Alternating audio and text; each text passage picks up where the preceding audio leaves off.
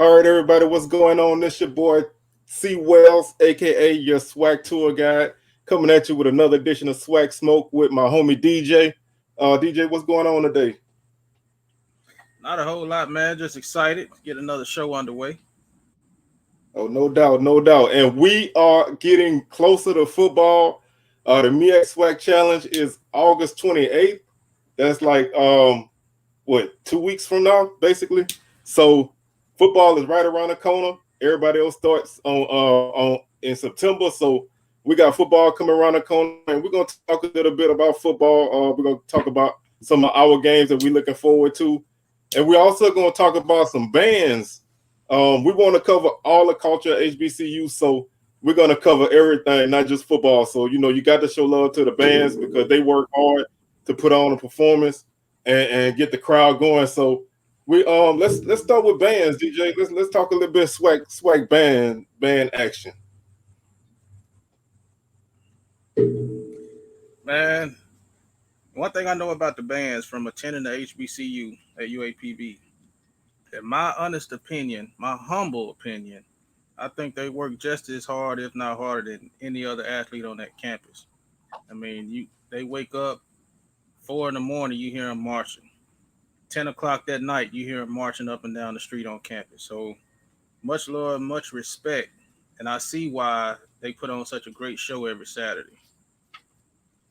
Oh yeah, and they come in early in the summertime. Band camps and the freshmen got to come in and do their thing. And like you said, they practice all hours of the night. They practice in the morning. And they put in a lot of work, man. I really hope a lot of people appreciate the work that they put in, because just because they out there marching and things don't mean that's an easy job. I was a failed band member in high school. I was not good. I played the clarinet. I was horrible. So it takes a lot of dedication, man, to do that, and to march and play music and then do what they do is a level of athleticism, honestly, man. So I really appreciate what they do, and that's one of the reasons why I love HBCU culture, because we show a lot of love to the band. So we're definitely gonna do that today. That's for sure, man. Like, there's nothing like a Saturday when you enter to the stadium, you smelling the barbecue, the fish fries, and you get close to that game, you hear that marching band coming from the band room, marching to the stadium. Once you hear that, it sends a different type of energy through my body personally. And I know from being an athlete how much energy that band can create. Think about momentum times during the game when momentum is shifting. There are certain things certain bands can play that gets the crowd going at that school. So I mean, like for me, some of my favorite chants and things like that. One of my favorite chant in the SWAC is the GSU chant. I know you probably hate it being a Southern guy, but that chant I had right that on my there, list though. I had that on my list I, because I love that song. My high school actually plays that, so it's a double edged okay. sword. I got to hear it when I go to the games on Friday night, and then I hear it from Groundling. But I do like that a lot. I do. I give them props on that. Yeah,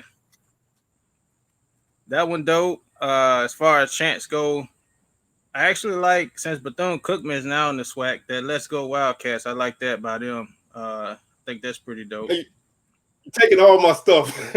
I had that one on my list too. You take it. Hey, Did it's you just look at good. my stuff? Nah, it's just good. It is, man. I again, I don't want to keep interrupting you because I want you to do your thing, but I always, I had to chime in. I lived in Tampa for 10 years, and Uh-huh. almost every high school played their version of that song. So it was ingrained, and going to Florida Classic, hearing it firsthand, I mean, it's catchy, man. I Yeah, love it. I right. just love it. So let me back off, man. Let you get back to your list. I'm No, sorry. you good. We just chopping it up. I know I told you we was gonna talk about the song "Neck." Everybody has their arrangement of it. Even LSU, Louisiana Tech, everybody plays "Neck." My, it's a tough one. I think UAPB, not being biased, but I think we have the most unique arrangement of neck. Nobody else plays it like that. And also, I would probably, for me in the SWAC, I'd probably say Southern Gremlin kind of tie for me on best version of neck. But UAPB definitely most unique. Yeah, for me, I mean, obviously I got to go with Southern first. I just love the way the horns. I mean, Southern's like a super brass band to begin with, and Yeah. I just love that. I just love to hear them play that, and I like Gremlin too. I'm giving Gremlin a lot of love here because when they when they do things I really like them, and they typically have a big neck battle before the classic, so. They do their thing over there, and Southern do their thing, and it's a thing of beauty, man. It's great. But I will say, man, do not come at me with that LSU created that stuff. People in Baton Rouge, they love to say LSU started What? this, but man, please don't. A lot of people think you started that song, man. It's crazy. I'm like, y'all started playing it when Southern and LSU did a combined band. Just credit where you got it from. You can play it all you want, just get credit where you got it. But everybody play that song pretty much. But like you say, everybody got their own little way that they do it.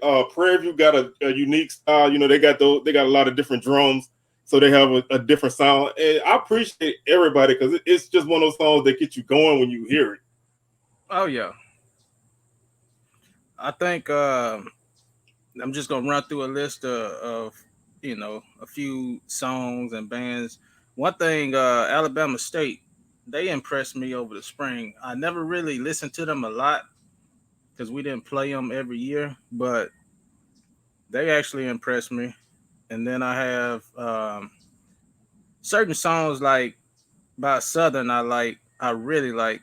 Actually, I'm gonna go out and say Southern probably my favorite band to listen to. But they have a few songs that I listen to a lot.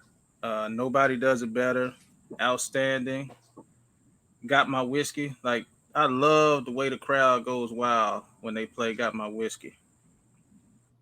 And that means we just And scored a also touchdown. Skin So on In. Then I got I like that. I like FAMU. Show them a little love.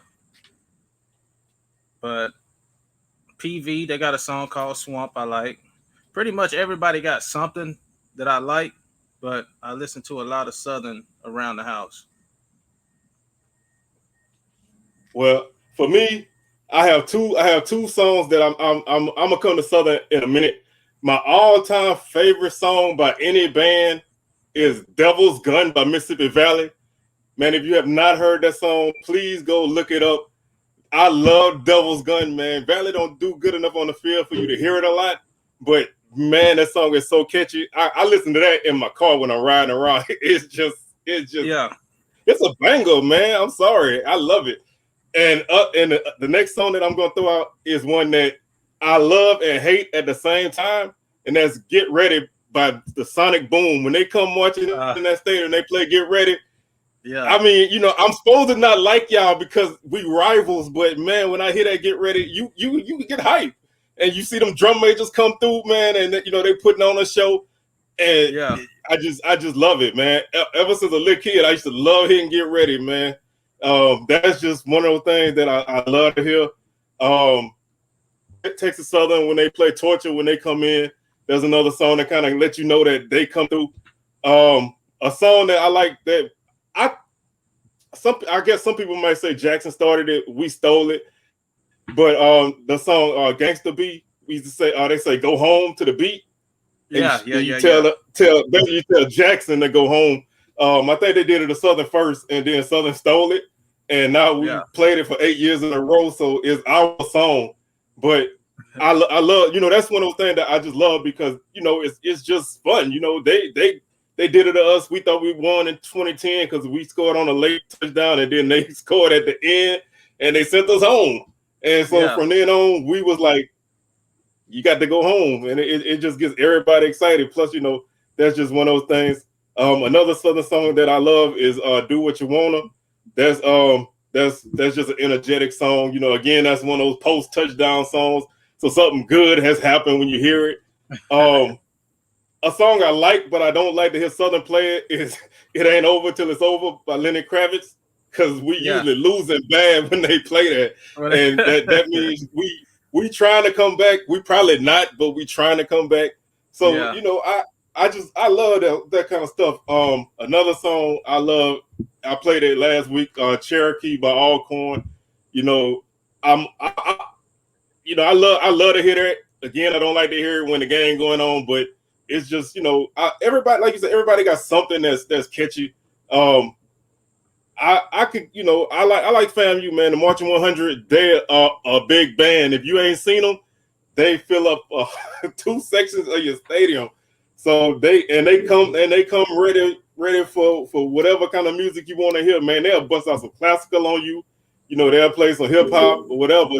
They got a very, very wide array of music that they play. So we added 2 great bands to this conference and 2 great football teams. So you can't ask for much better than that.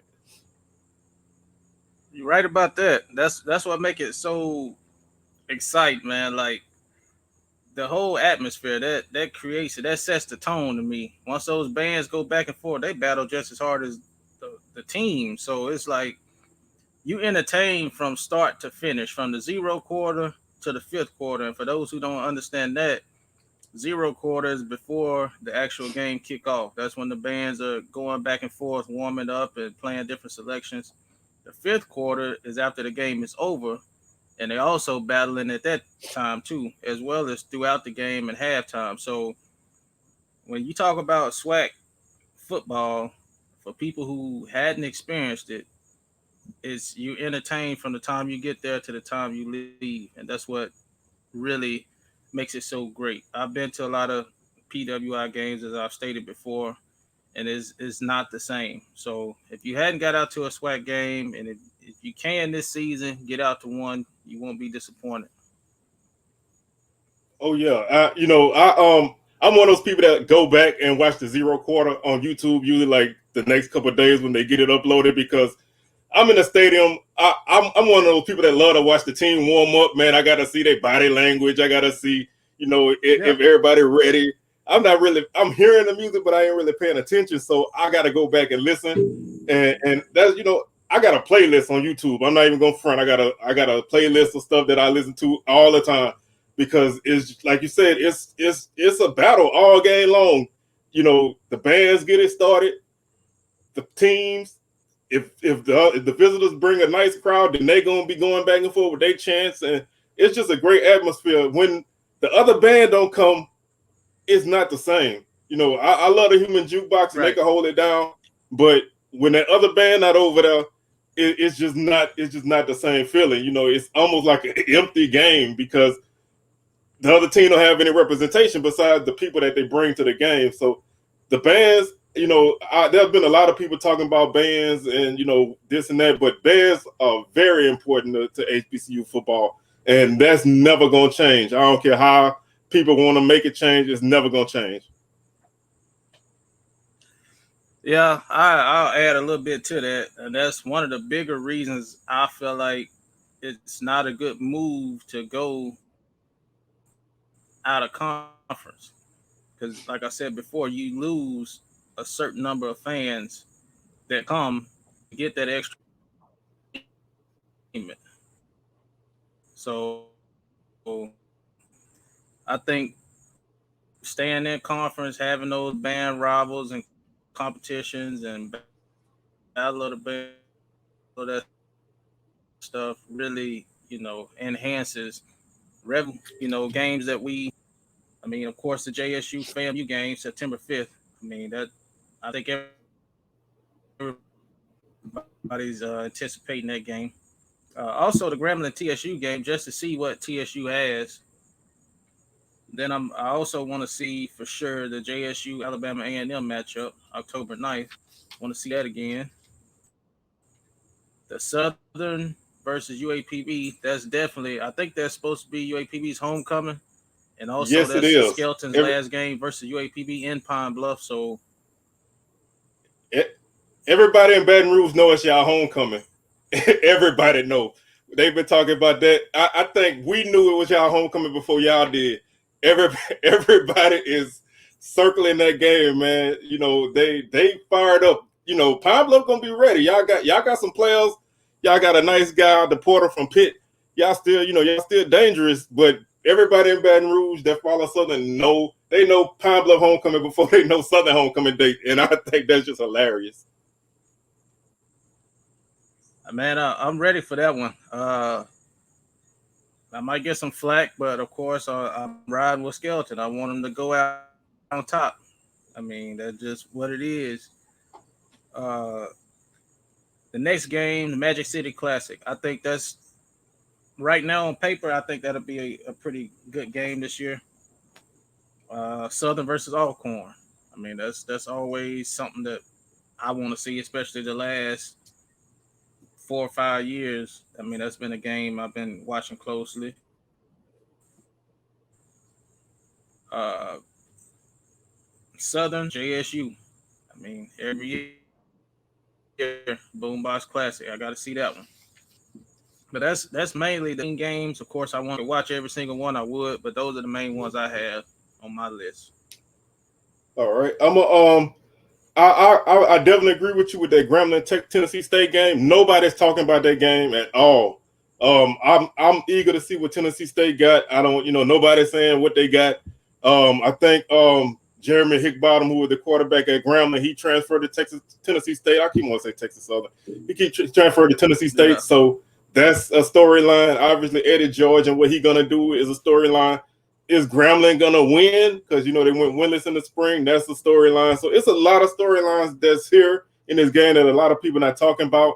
A couple of non-conference games that I'm looking at: Northwestern State and Alcorn. I think Alcorn needs to win that game. Southern and McNeese, same thing. Southern needs to win that game.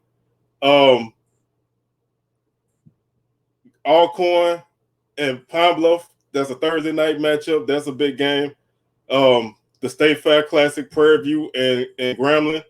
And a game that I'm looking for that a lot of people not really, nobody cares about this game but me, is Texas Southern and North American University. I don't know who that is. I just need to see them play so I can know who that is. So let's see. I think you still there, DJ? Yeah, I'm here. All right, I think the camera froze a little bit. Bethune-Cookman, Alabama A&M is a game that should be good. Bethune-Cookman, Alabama State. It's a, like you say, this is a great year for football. Grambling and Alcorn. I have a list that's like I don't know how many games long that I'm just eager to see because everybody has at least one or two games on their schedule this year that I feel like is a can't miss game. And you could go the easy route and say Jackson State, all their games because everybody wants to see what they do. But there's a ton of games for everybody to watch.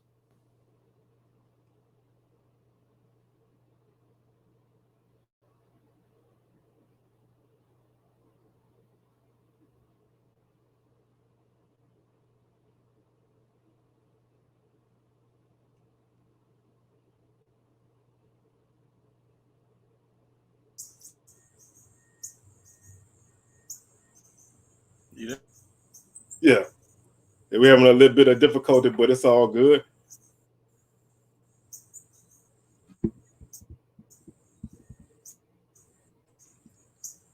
If you're still there, you can come on in with a little bit.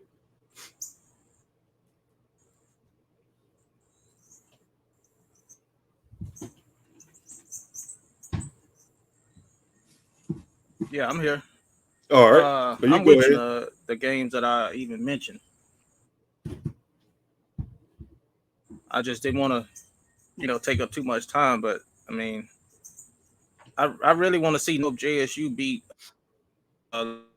Louisiana Monroe. Big game for them too.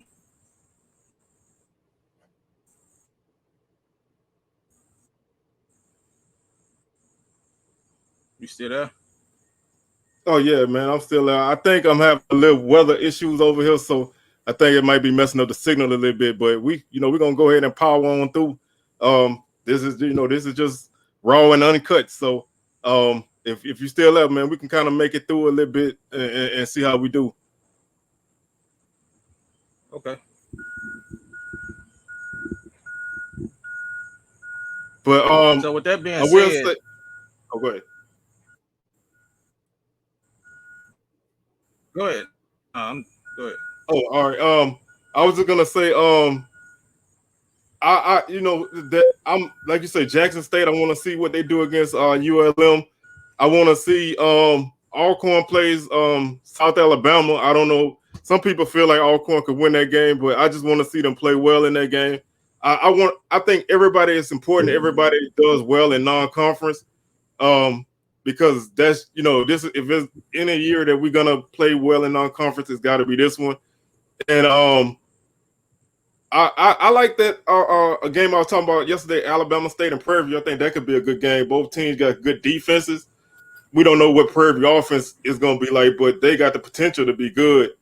And those teams played a close game in 2019, so that could be an exciting game to watch too. Yeah, I like Eric Dooley as a coach. We both shared. We've had him a while. Y'all had him a little while. I really think that offensively, I think he's gonna put something together. I just know Dooley gonna put something together. Oh yeah, he not going he not going to stay down on offense. I think the spring was an anomaly. They didn't have the time to get their offense together like they would in normal years. So they didn't really play very well, but they had a damn good defense. So that carried them, and they still were in the mix. I think they couldn't win the championship because they was ineligible, but they were still in the mix, and they're gonna be fired up and hungry, man. Prairie View is one of those teams that they're gonna get after you. Sometimes I feel like they get a little bit too undisciplined with penalties, but they if they can score with you, man, they're gonna give you problems.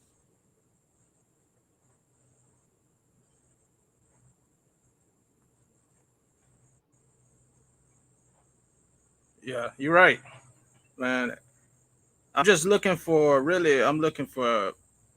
every game that FAMU and Bethune-Cookman play this year in the SWAC. I want to see how they match up against every SWAC team, the schemes. I just kind of want to see going transition and fit into the league.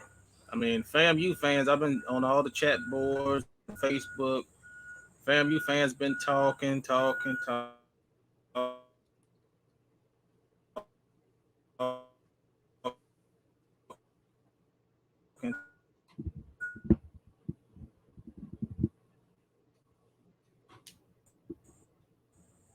Yeah, they FAMU is ready. They feel like they have a team that's gonna win this year. They went 9-2 in the 2019, but they feel like they coming to win the SWAC. They feel like this is their league to take over. Bethune-Cookman's been very quiet. They've been kind of sitting off in the cut, very quiet, but I think they're gonna make some noise as well. So that first game, Bethune-Cookman, Alabama A&M, is a big game for them to keep an eye out on. That, like you say, if you want your first SWAC game is against a team like Alabama A&M, and we just lost DJ, man. I apologize. We're having some issues with our connection in this show, so I'm gonna fly solo a little bit. All right, I think we got him back. So it's just this is how it goes. Sometimes when you're doing a little thing, we just gonna have a little fun with this, and hopefully next time we come through, we don't have these kind of issues. But this is us. This is what we do. We're gonna give it to you raw. I lost you there for a minute, man, but we still here. Oh yeah, we'll probably wrap it on up. I know something next week I want to hit on. Hopefully we don't have any technical issues, but I want to kind of hit on the touch subject, man. I want to talk Oh, let's about why what's holding TSU from being good consistently, being in the area that they're in Houston, they should be able to recruit a little bit better and get better players. Also, talk about Mississippi Valley and their conditions and things like I'm that. with Like that. what SWAC schools doing and not doing well to Well, I'm definitely with that, man. Well, I like that. I like that subject. I'm gonna do some homework. So I love to sit down and look at numbers. So we're gonna have a nice hard hitting episode next week. Hopefully, we don't have these. I think, like I said, we got some storms and stuff trying to come through over here. So hopefully, my end of things don't get messed up, and we can have a smoother show. But we still did our thing, man. Even with the technical issues, we still held it down, and that's what we're gonna do over here. We're gonna continue to have a little fun and chop it up, and whatever happened, it happened. Y'all just got to work with us, but it's all good.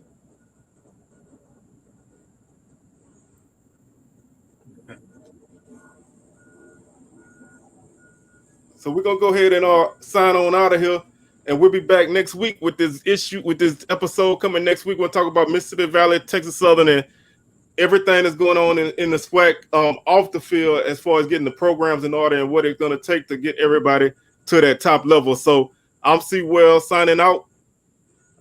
I'm DJ. See y'all next week. All right, we're gonna holler at y'all, man. Y'all stay up.